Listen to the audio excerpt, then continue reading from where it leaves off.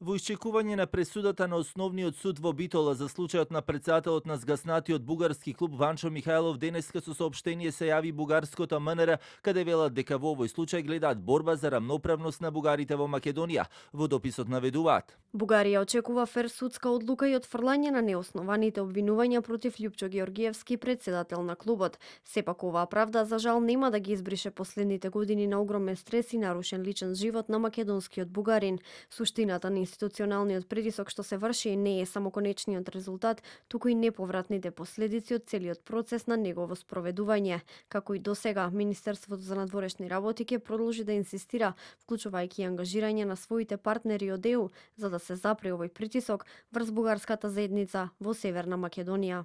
И додека официјална Софија води грижа за бугарите во Македонија, премиерот Христијан Мицковски денеска праша каде се исчезнати 200.000 македонци во Бугарија и дека како влада и не имаме прашања на кои сакаме да добиеме одговори. На крајот од денот ние сите треба да седнеме и да ги слушнеме аргументите.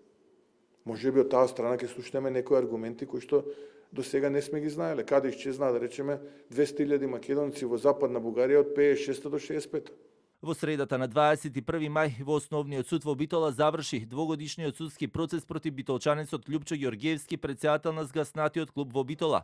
Судењето го покрена Основното јавно обвинителство Битола за кривични дела поврзани со предизвикување национална и расна омраза и нетрпеливост, како и ширење расизам и ксенофобија преку компјутерски систем или народски кажано за величање на ликот и делата на контроверзниот водач на ВМРО Иван Михајлов. Обвинетиот Љупчо Георгиевски во текот на судењето кажа дека е бугарин со два пасоша, македонски и бугарски, и досега не е осудуван, семеен човек, новен за делата кои што му се ставаат на товар.